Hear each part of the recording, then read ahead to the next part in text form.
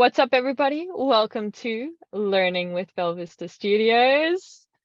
This is the opportunity for myself and my team to be curious about humans and help ourselves be better humans and create better solutions. And yeah, it's about being curious, but today I am the curious one because Jacob is actually somebody I know 0.000000001% about.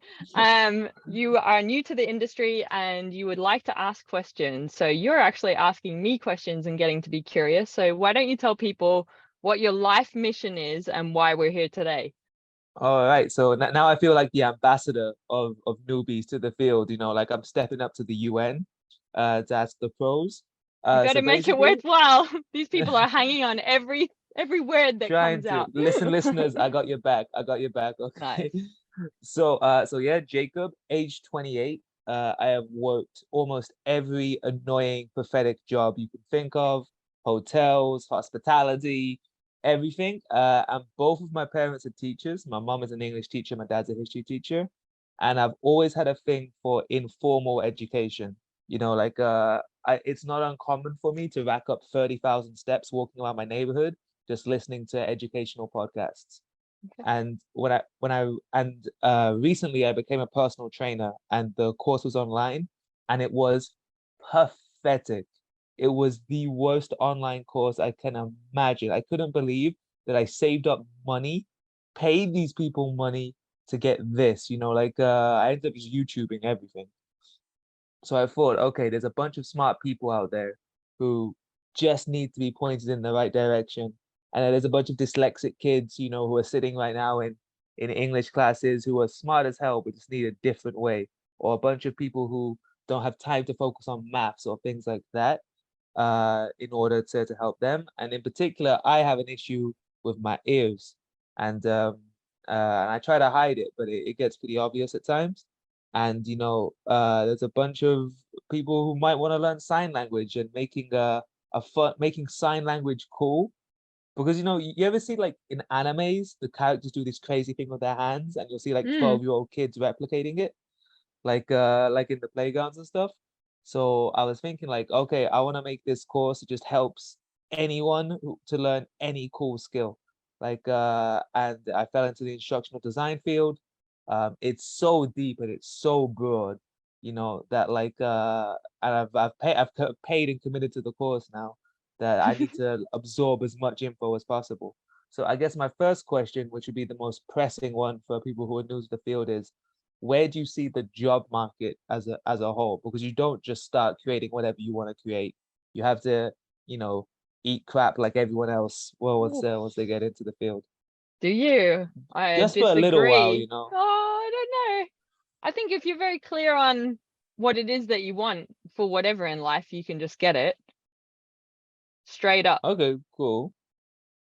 Yep. Okay, but let's say you were still figuring out the project that you want to create, right? Mm-hmm. As a whole, where do you see the instructional design field at the moment, and where do you think it's going? Um, I'm not really a one to set trends and be like a future like predictor of things, but all I can do is notice patterns that I'm experiencing Mhm. and that are working in my favor. I'll put in there though that the number one thing is they are driven by my personal interest, number one. So my personal curiosities, I am then going, how does this apply in instructional design? So a few of the things that I'm learning at the moment, because what I believe an instructional designer is you're just a problem solver, right? You got to make Mm. something complex simple. So for me, I'm very curious and I like to learn. So I'm learning things from marketing, from branding. Then I went into change management. Now I'm looking at things like futurism and behavioral economics. And Okay. also, I'm going back to like a lot of philosophy as well. Like I listened to an audio book today. I think her name was Simone de Beauvoir. But I'm looking at those things and I'm looking at they are all solving problems for human beings. So Mm. how are they doing it? And then I'm thinking that's a skill, that's an activity that I can use in my field of problem solving. So for me, I think if you want to be successful and continuously adapt to wherever our industry ends up, or how wide or small it ever ends up and goes, whether that's determined by the market or determined by your mind, just be curious and continue to learn and apply your learnings, and you'll be fine wherever you go.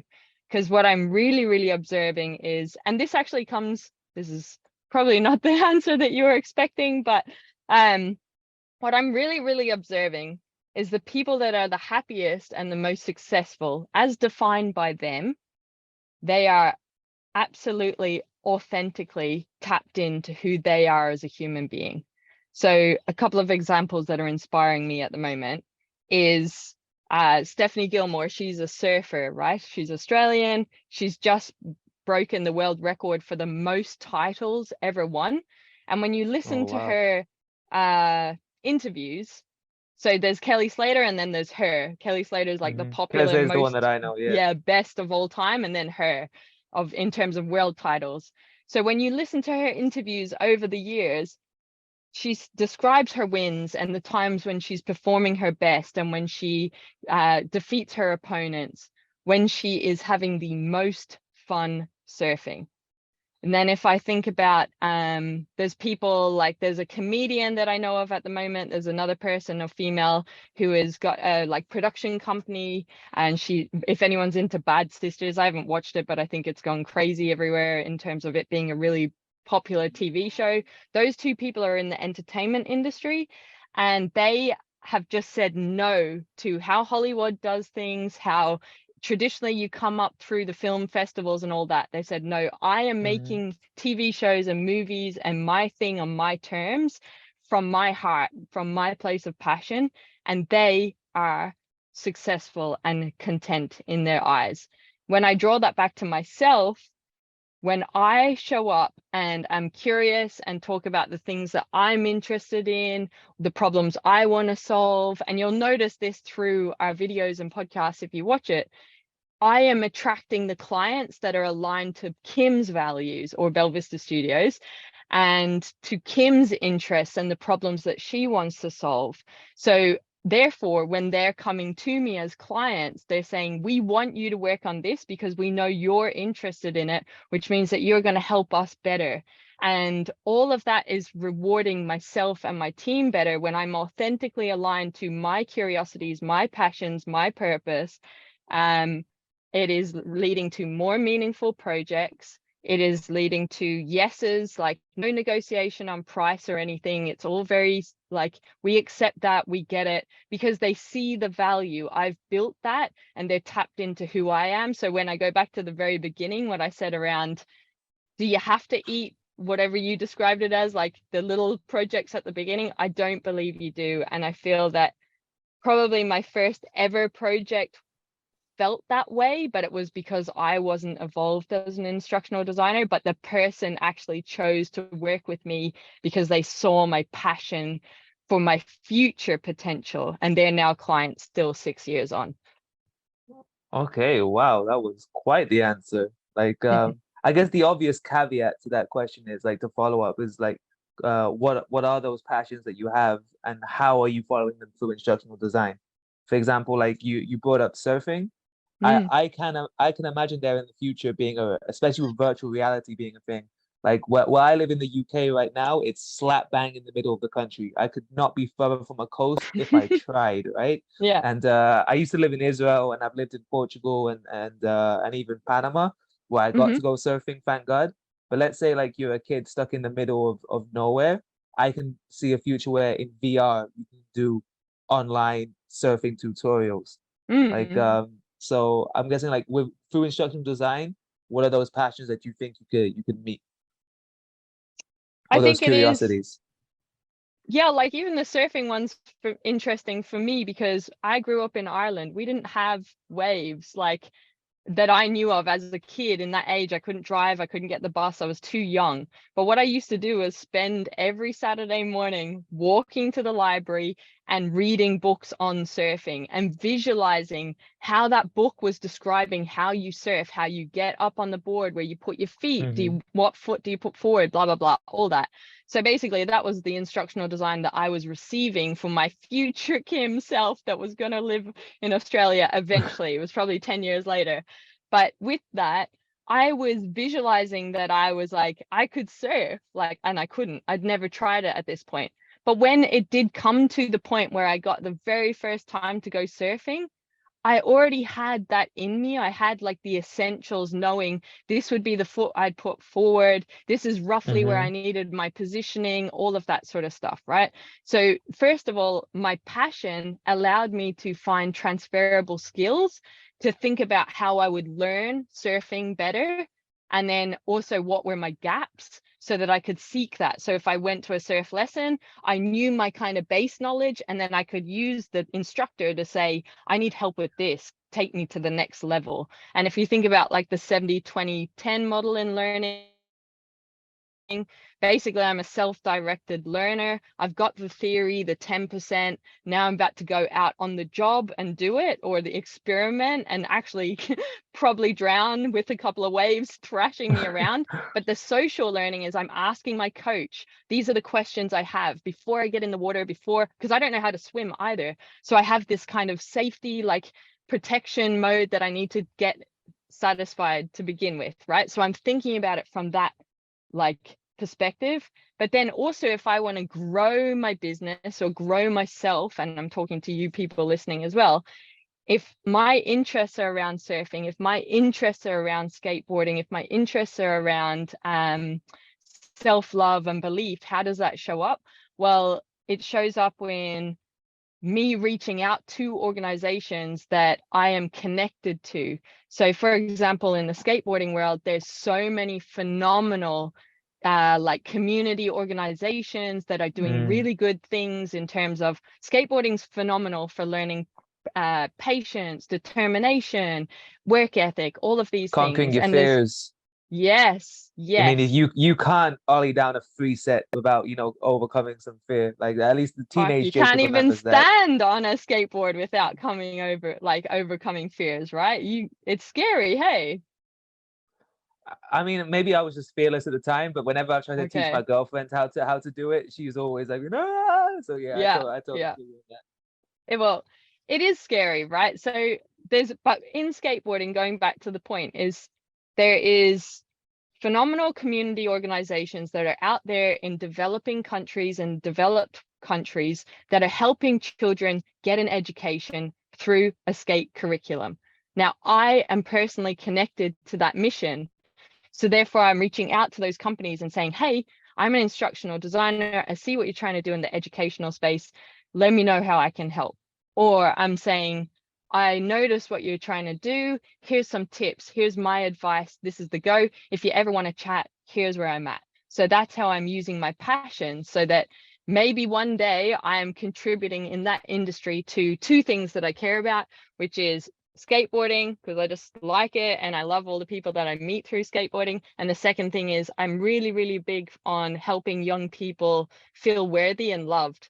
So therefore, if I can tap into that industry, like, bit of my purpose in life is kind of met. Damn, that's a great answer. And if more people were doing that, then like I think the world would be a happier place. Because I'm not sure if you've heard of a book called BS Jobs. Like No. it's by a guy called David Wilbur. It's basically that saying that a lot of the jobs we have in modern society are sort of just made up. They're not actually contributing any value, and that's why a lot of Okay. people feel crappy at their jobs. So yeah, am I allowed to say those kind of words on this? You can say Like, fuck or whatever you want. all right, sorry, like, all right, cool.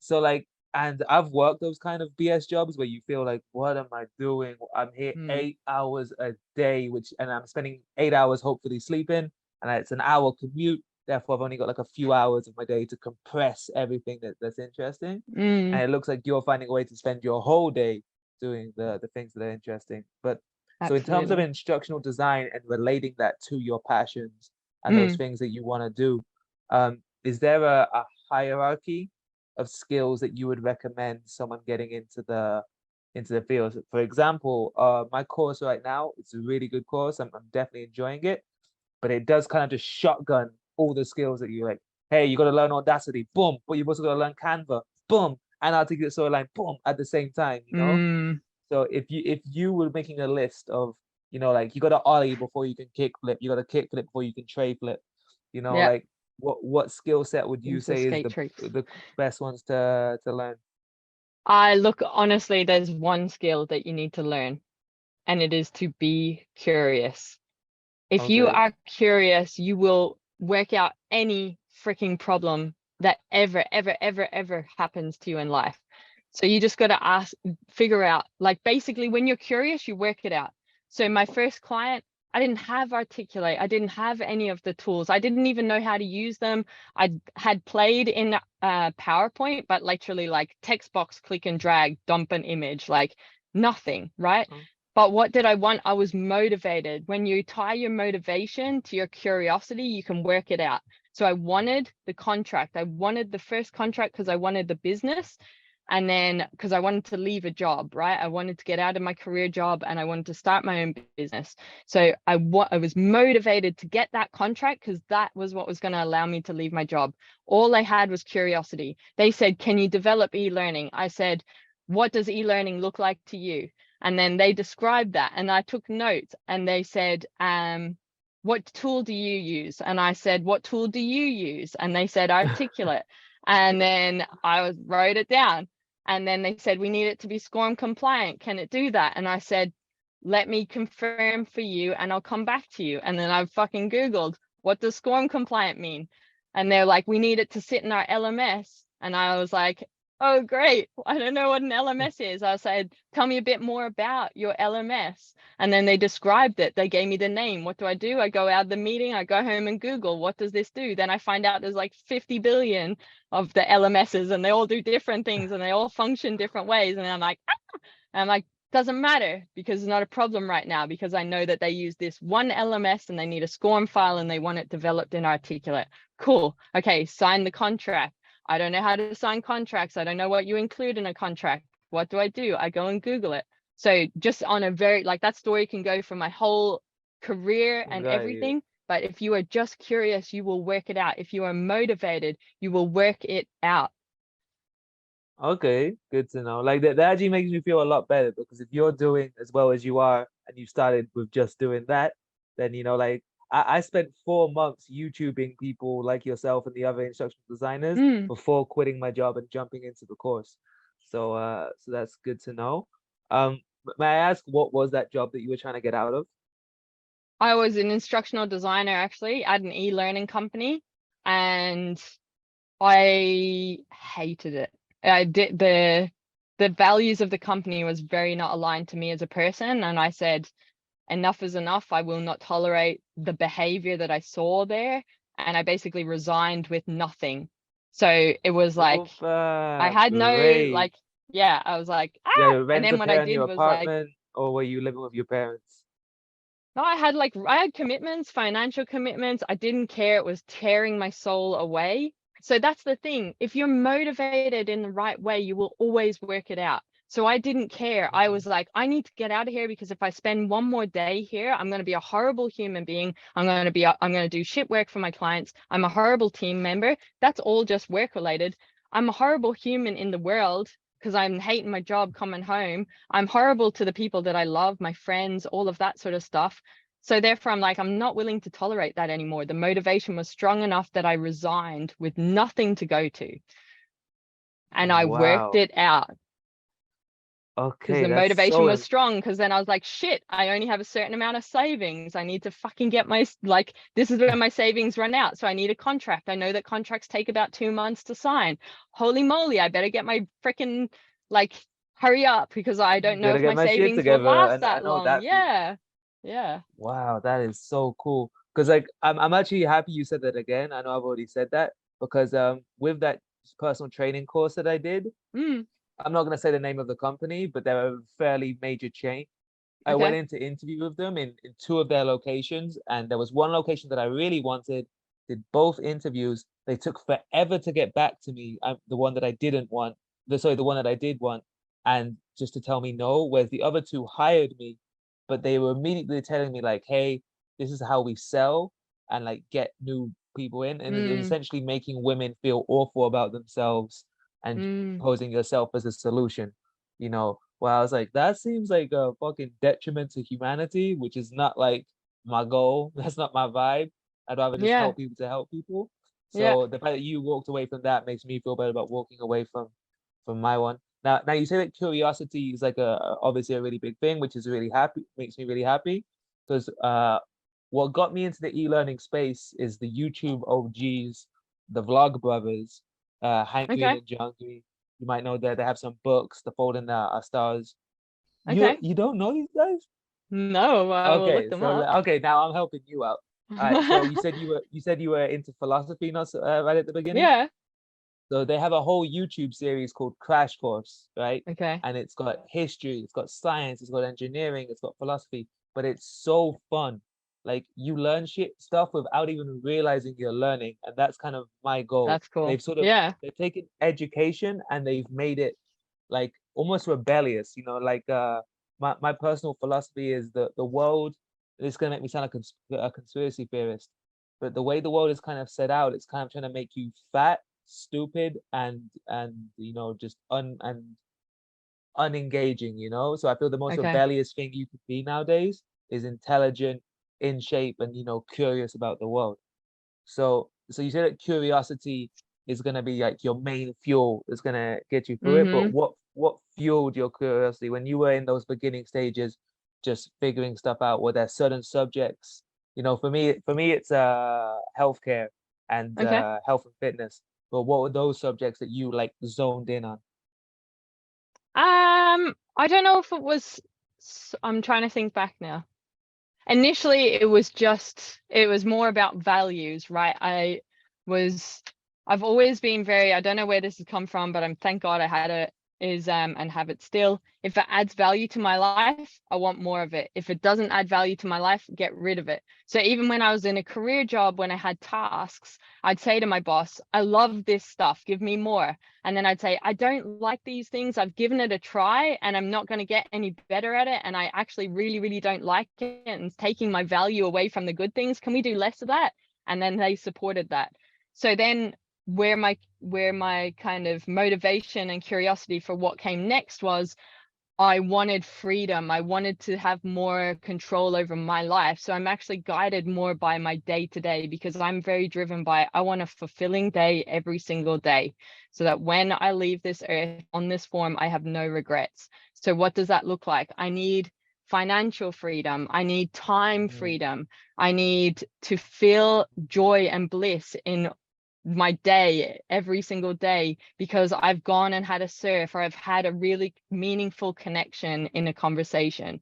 So it was actually more motivated by that, and applying things that I liked. So I liked teaching, but at that point didn't know what instructional design was, kind of fell into it and then evolved. I was like, this is cool. Like you, it was like, oh my God, you can like teach people to be better. I love that. And what Mhm. is that? Oh my God, that's called instructional design. Okay. And how do you do that? Oh, you write a course. Oh, you write a course, and then you have to have learning objectives and a course outline, and you need goals, and then you have content. And then I started doing linear click next courses, and I thought, whoa, this is so cool, because I also have a graphic design background. And then Okay, my cool. curiosities like got more and more, and I was like, I can really, really help human beings be better. And that's where I was like, started learning about psychology and marketing and branding and all of those things starting coming out. So then I was like, basically I'm on a mission to make human beings better, and I just happen to be an instructional designer doing that. So it's all shaped from that way. And as time has grown, that's where it kind of went, and we did like compliance courses, and we did inductions, and then So I can I started. stop you 1 second? Yeah. Because I've been hearing this phrase compliance courses come up a Okay. bunch of times on my course. Yeah. I have no idea what it actually means, because complying just means to me to obey a rule. Exactly. So any course where an organization is saying you must obey this rule. So it might be there's legislation behind it, or there's a policy behind it, like an internal what do you call it? Organizational policy, and they're basically saying to the people, we've taught you or trained you on this policy or this legislation. You now need to behave as we've taught you. And if you get it wrong, we've told you. So now you like, please explain, basically. It can go from extreme cases of like bullying and harassment, and they're trying to prevent a lawsuit in court. It can be health and safety. It can be a code of conduct. It's mainly the core things that are driven by rules. Got you. Because I worked at a call center at this company. Wasn't horrible on purpose, and there were some individuals at the company that were like really cool, but as Yeah. a whole it was just an awful job. Like, you know, working at a Yeah. call center to 2 a.m. just makes you want to scream, right? Okay. And we had to do these kind of For courses, some people, not. and okay, of course not for some people. For me, it was an absolute, it was a travesty. I didn't see my friends for months. Like, but we had to do some courses, and they gamified it, and you know, to make sure that you understood the systems or whatever. And what we did instead was, because it was an articulate storyline, and you got the characters who go like, oh yes, you yes, know, yes. like we Jeez, would you just sound take like you've been in photos. the industry a long time. I know, because when I saw those courses, I was like, oh, I remember these. I've done these, and some of them suck, and some of them were hilarious. But like, we would just take the characters, take photos of them, go into Photoshop, and turn them into memes. You know, because there was so much material there that they didn't realize that we're making us do. So yeah. So yeah, that was an interesting thing. So you said that your background was in visual design or graphic design. Am I correct? Graphic design, yeah. Okay, so recently, during COVID, you know, we were all trapped. I actually got trapped in Panama for 6 months at a surf resort. So probably your heaven. Like, I actually discovered that I'm a pretty good script writer. Okay. And I started writing audiobooks for an Indian company called Pocket FM. Okay. I'm working on one now called The Green Shoes, if anyone ever finds it. That is me. So Cool. how did graphic design, or sorry, visual design give you, you know, what skills from that did you take, put into your instructional design? It was like an energy boost. And how is that applicable to like someone like me who's fairly good at script writing, or someone who has any other kind of skill that they can incorporate into instructional design? I think you've got to look at it. It's about first impressions, right? You want to engage from the very beginning. Engagement is what's in it for the person that's looking at it and capture their attention. So graphic design gives the visual appeal. So I think what we were appreciated at Bella Vista Studios in comparison to other companies back in the day is very early on we had visually beautiful looking courses, but that was because I didn't know any different. And if I hadn't have had my graphic design skills, I would have traditionally just created something with a page and text and buttons. But because I was used to the world of web design, apps weren't really a big thing that or to my awareness then, but I knew what good design looked like. So I was like, of course it should be here. So I think the essence is you need to look at what are your first impressions. If you think about your script writing, it's not a strength of mine, but I do appreciate a good script, is when it hooks you in the first line and you're just like, bam. Yeah. And then you're like, okay, what's next? Give me more. So in the first impressions, and actually, this is a tip for everyone listening that is starting in the industry. They all worry about their portfolio and their resume. If you cannot, I definitely am. Are you? Okay. Yeah. You need to design a whatever that has whoever's looking at it say yes to you in 7 seconds or less. So just whatever is going to make that happen, do that. But do not spend time making 3 12-minute articulate courses and all that. People don't have time. It's first impressions. If you look about how quickly people make a decision around something, even if you think about, this is where you've got to like be curious, work it out. What is it that makes you stay when you've watched Netflix and you're scrolling for freaking 20 minutes? You start something, you stop it. You start something, you stop it. What is it that gets you through the credits or says skip intro and actually gets at least halfway through the first episode of something or the first 30 minutes, right? That's what you're trying to do. It's the same in our world, is first impressions are very, very important. And especially for your resume / portfolio, whatever it is, get someone to say yes to you in 7 seconds or less. Okay, that's a good tip. Like, and without sharing your own personal secrets, that are perfect, Oh, tell private to whatever your you want. business. Like what would you say the key elements of those 7 factors is? Because I'll tell you one that I've noticed. Like, I'm a history nerd. Like, my Yeah. dad's a history teacher. There's an Okay. amazing podcast called Hardcore History with a guy called Dan Carlin, Okay. and the podcasts are 5 hours long, right? That's a hell of a time commitment. Exactly. Yeah. But like the first thing that you'll get as soon as you click play is probably some sound effect and then a question, like he has a very distinct accent. He'll be like, "What is truth?" And I'm like, "I don't know what is Yeah. truth, Yeah. man." Like, and I'm in. So that's what hooks me into his podcasts, specifically to e-learning. What would you say those factors to get someone to say yes in 7 seconds or less might be? For For the me course personally, it'd be itself, visual design. Yeah. I think a good visual. I reckon just do that. Get that first screen looking good, and the only text on that first screen is 5 words or less. And that's all you Okay. got to focus on. So where can you learn that? You can learn that from YouTube thumbnails. What ones, when you're scrolling through YouTube, make you stop? And what are Yeah, the that's true. titles, the 5 words that, like, because that's all you can kind of take in, right? Is 3 to 5 words. So what is it then? How are they saying those things that make you click on the video? When you're scrolling through Instagram, or LinkedIn or Facebook, where you're continuously going, what are the colors that are making you stop? There's a reason that Bella Vista Studios has like our traditional colors are the black and the blue, and then we use white. If you look at our thumbnails, it's all that. But then we introduce yellow. Why? Because we learned that people on YouTube, when they're scrolling, if yellow, it pops, it stands out. It's a what do you call it, like an interruption. So therefore we're like, who cares if yellow is not on our brand? It makes people stop on our videos. That's why we're going to use it. Nice. Okay, and especially because it's contrasted with that light blue. Like You're a there are fan. certain combinations that work pretty well. Like I Yeah. actually my soccer team is like literally playing yellow and blue. So Oh that's really? Who's that? they're a team from, like, I'm part Israeli. So Yeah. Okay. one of the best teams in the country is called Maccabi Tel Aviv. And to be honest, they're the team that all the Glory fans support. So I shouldn't be advertising it because it makes me look like a poser. But Oh, well, but okay. I lived right next to the stadium, so I have an excuse. Yeah, But fair enough. Fair um, enough.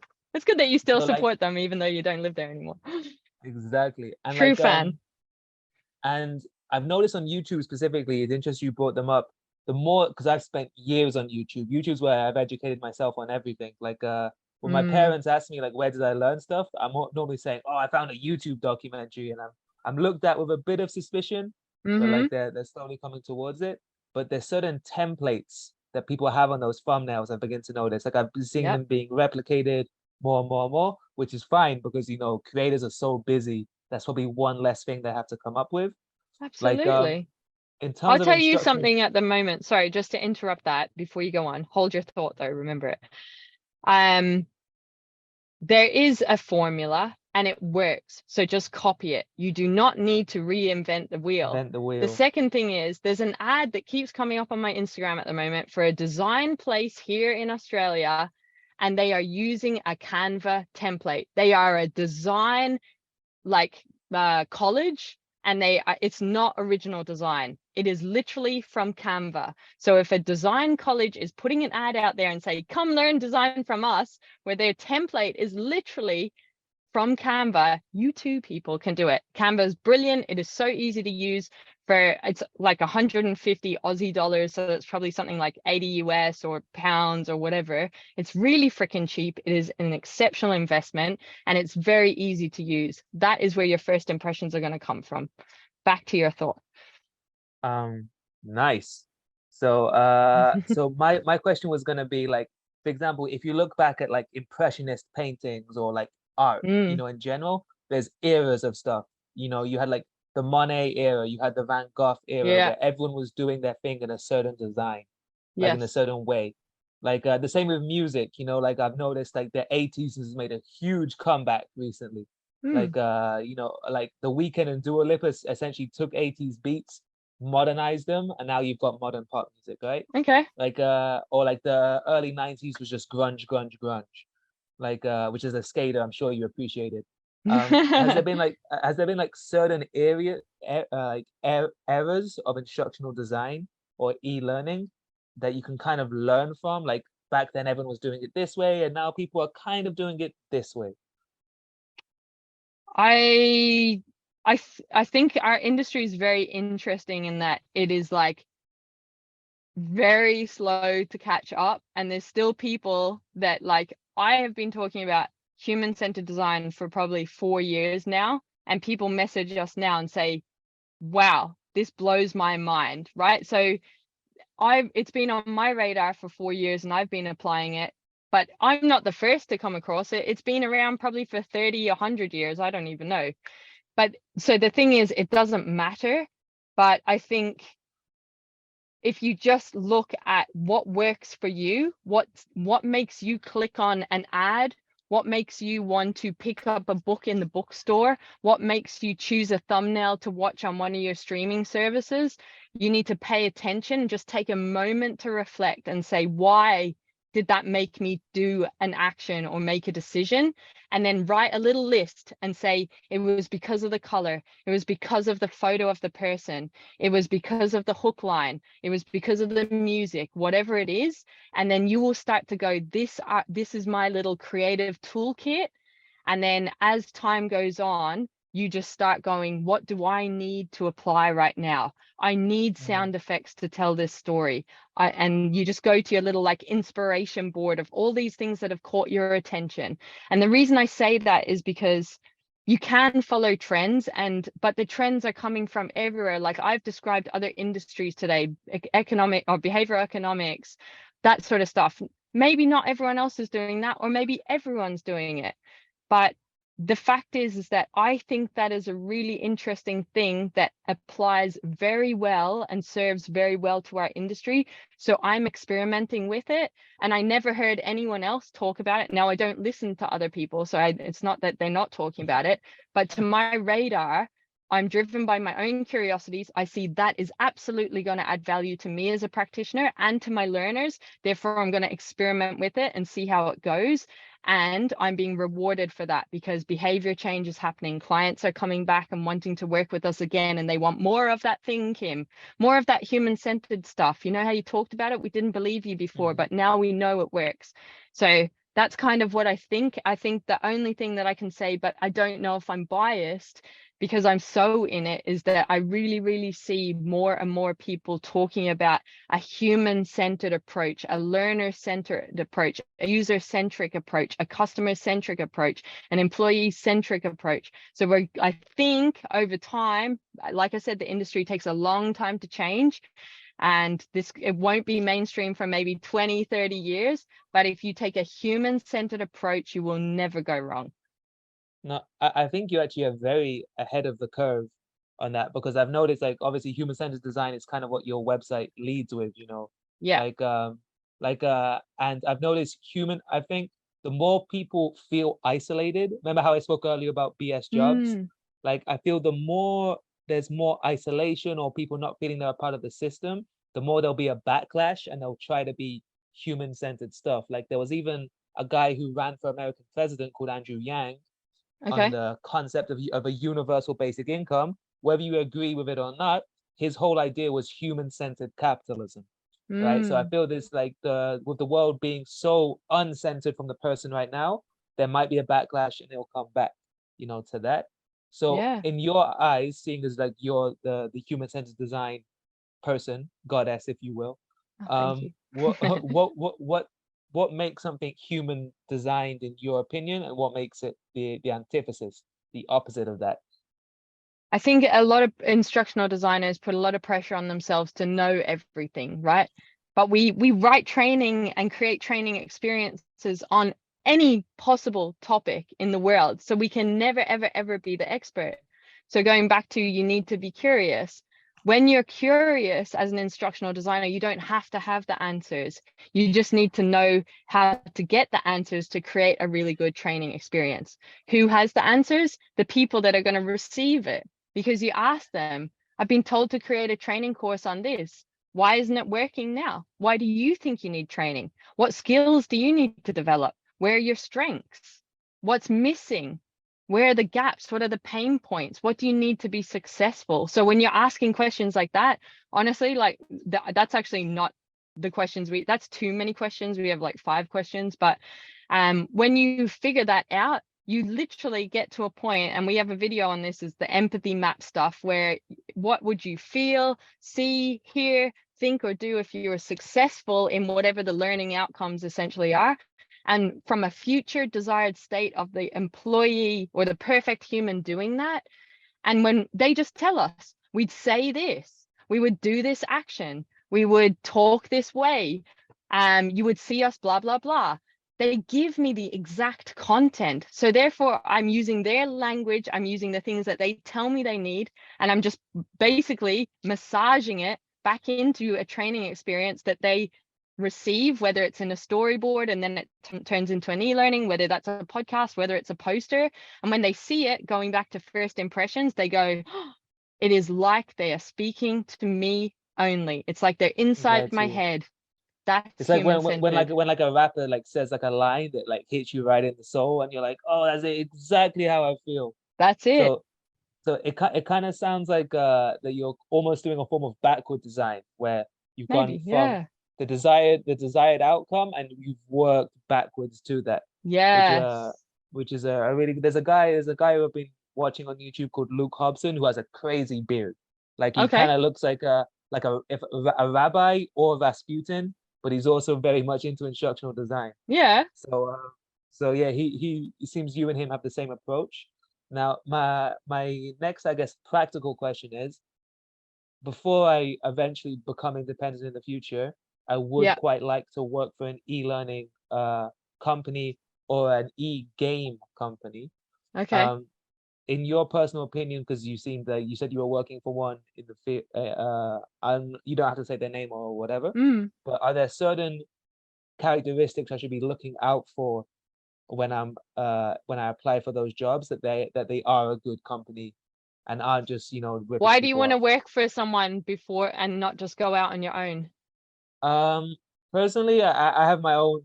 Everyone has their own philosophy, right?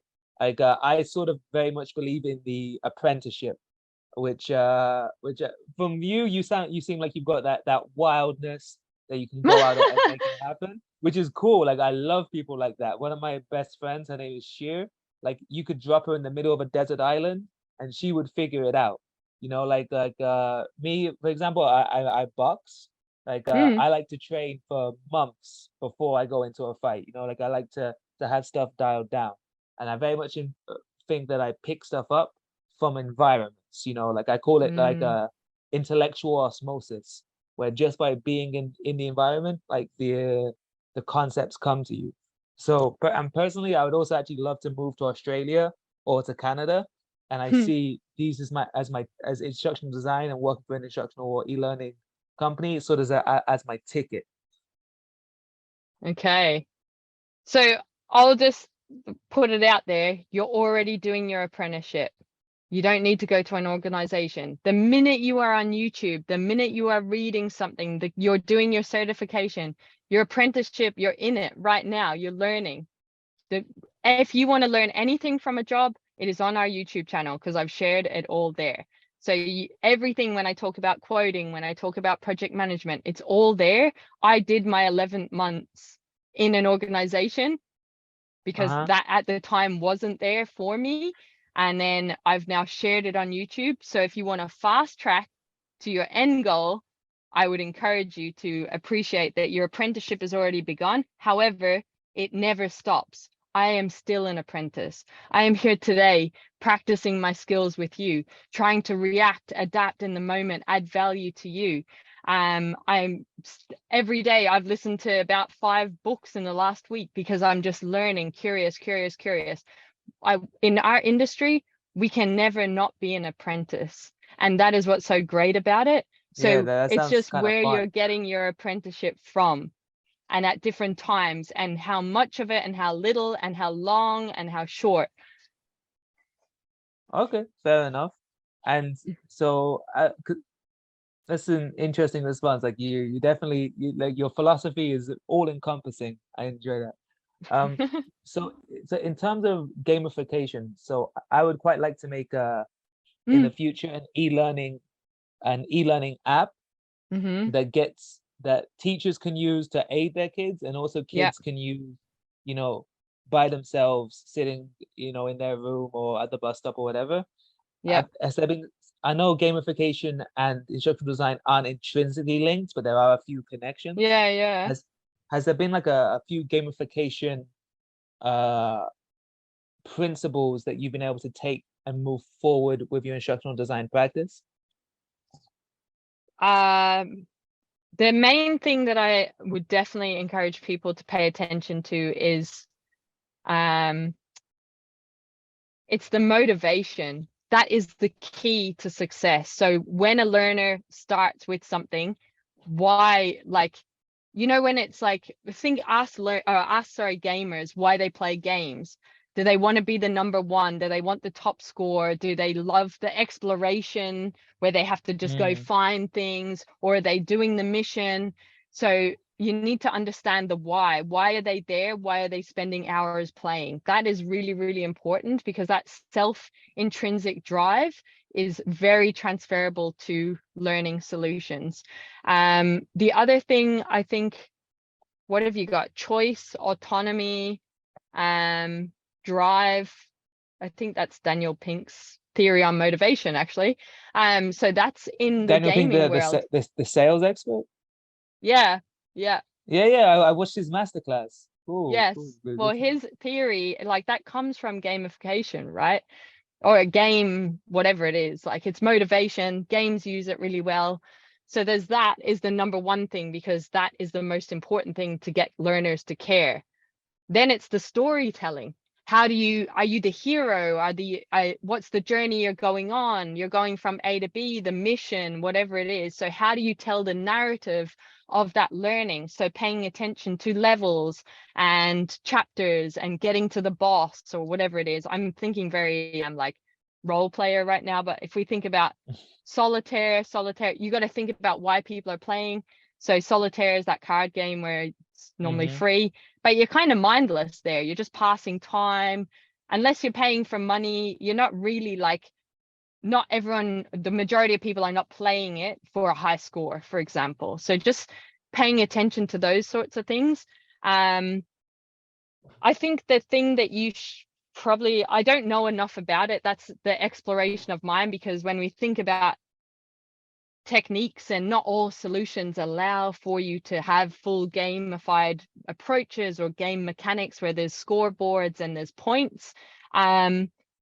There's resistance, right? So you really got to know who you're designing for, because I've seen solutions in the past where half the workforce embraces an illustration style and the other half is like anti it, and they're like, why didn't you use photos? So even there's that resistance. So you need Mm. to do lots of prototyping and testing to see, do the things from the game world that you want to experiment with work and help you with the learning outcome that you're trying to achieve. You're trying to connect teachers with students and get them somewhere different, whatever that might look like.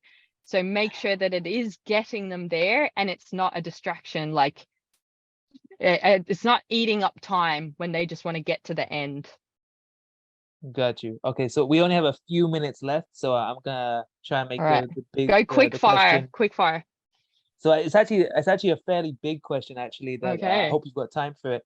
Um, when you've been designing courses, everyone has like their magnum opus, the one that they were like, I nailed it. This was all me. Like, is there a particular course that like you're more proud of than I think you're probably proud of all your work? but a course that like you really feel like you got everything from you into that course?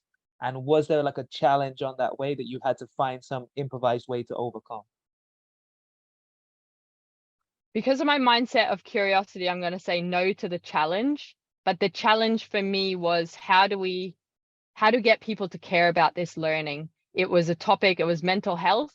It was Cool. trending at the time, so people were fatigued by it. And I was like, I actually care about mental health, and the team did as well. We wanted to do a good job.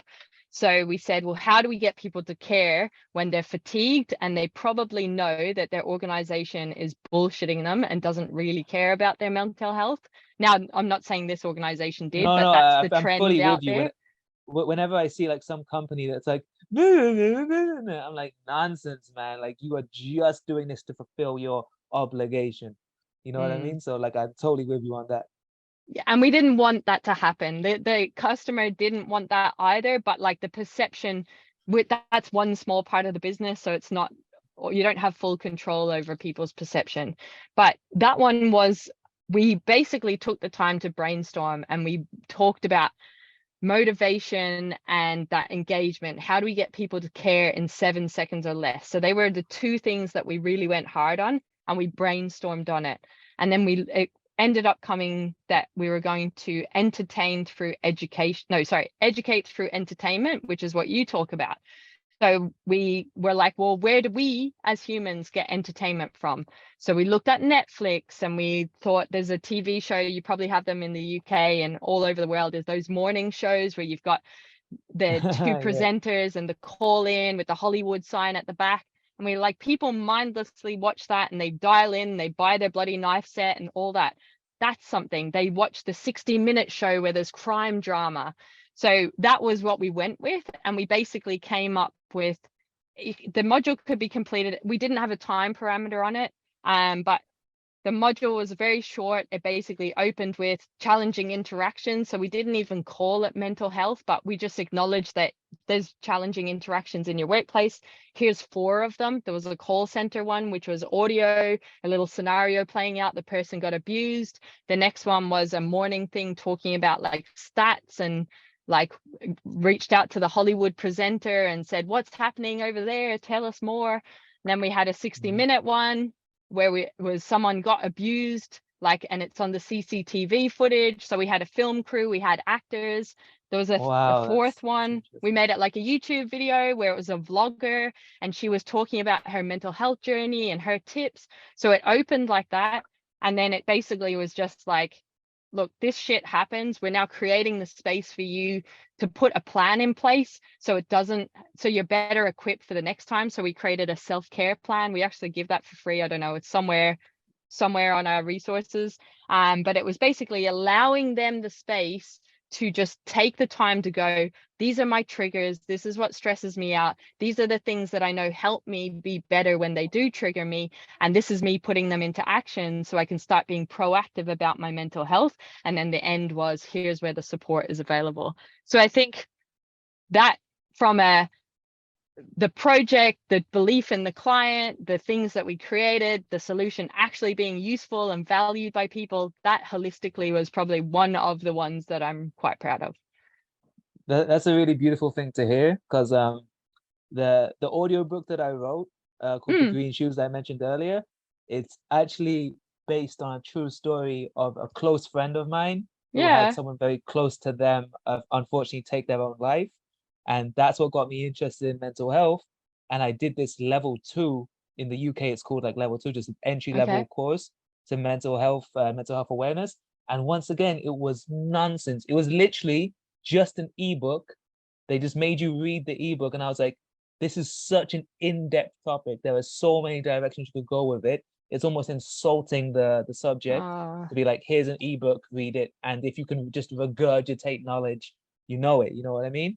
Whereas the mm, thing you designed really shows real life applications and how that's going to help people. So as interesting as this is, I have noticed it go dark behind you, which I yeah. appreciate because it means that you take. Are you are you in a van? I am. The, are you like going full digital nomad? You just like surfing and Yep. You are Exactly. living the dream. Like I I didn't have. realize it was a van until like halfway through, Oh, and I was really? like, could it possibly? And like I noticed on your address, like maybe I might be confusing this. Is the Bell Vista Studios, is it based officially in Adelaide? No, in Brisbane, Australia. Okay. Because Yeah. everyone tells me, like as an Aussie, maybe you can tell me, everyone tells me Adelaide is the spot for surfing. Is that a lie or Ooh, not a lie? I have not been there, but I will put it on my list. But I'm a whitewash surfer, so Okay. I Like if they're and big waves, I I was will told probably that not be there. Adelaide is the most bogan Aussies. Is that also true or not true in terms of I don't cities? know. I love everybody. I love everybody. Oh, sorry, I just lost thing. Cool. So thank you so much, Kim. You're Unfortunately, my dad welcome. now needs the room. But thank you so much for your time, and hopefully, I'll be watching more videos and I'll have more questions in the future. All right. Before you go, you got to tell what was the value you got from this time. You got to The summarize value it for was people. definitely like seeing how much passion you have for the subject and how you're able to transfer that. Like a lot of times I think people overcomplicate. They think they need this and that and this and every other thing. There's a phrase, all the gear, no idea. Whereas you Mm. seem to be the opposite. You're like minimalist. Like I'm gonna work this with just willpower and motivation. And while I think there might be some counter arguments to it, it's amazing to see how far you've come with that, and knowing that just with if you can do it, then therefore me with my Google searching abilities, therefore I can just totally go in and try and gather all the knowledge. Mm. Cool. All right. Thank you everybody for watching. Go check out the Creator Hub. You'll get resources, go deep into our YouTube, learn everything if you want the life and the way that I'm doing business. I'm giving it out there and telling you, and you can get it for yourself. Peace You out. can get it for yourself, people. Remember. Choose it. If the tips and the insights and the context resonate with you and you want to take your skills to the next level or you want to make your life way easier, you will love our Creator Hub. The Creator Hub is a place for people like you and us. Basically, it's the stuff that we use internally at Bell Vista Studios and then we just share it publicly with you. The Creator Hub is created by instructional designers for instructional designers, and what you'll love there at the moment is we've got a quiz, could I be a better instructional designer, that has so much tips in the feedback if you're interested in human-centered design or just taking your skills to the next level in terms of the solutions you're creating, the problems you want to solve. But in there as well, aren't we cute? That's us. But we've got the coaching courses, freebies, give us gratitude, and also we've got some templates, and basically they're always around the lens of learning experience design, instructional design, and e-learning. So a human-centered design focus is very much what we're about at Bell Vista Studios. So putting your learners at the heart of a solution and creating something for their needs. So there's the human-centered design stuff, and then we've also got the business stuff. So this is the stuff they don't teach you about when you want to become a freelancer or a consultant in the instructional design world. So go check it out. The link is in the description. You can check out everything that is available for you. Thank you for choosing to learn with us. Continuously invest in your skills. You will be rewarded as an instructional designer. Share this stuff, share it with other people, because when we are better instructional designers, we create better solutions that create better humans, that create a better world. So we have a very important role, and I'm excited to be on this journey with you. Have an awesome day.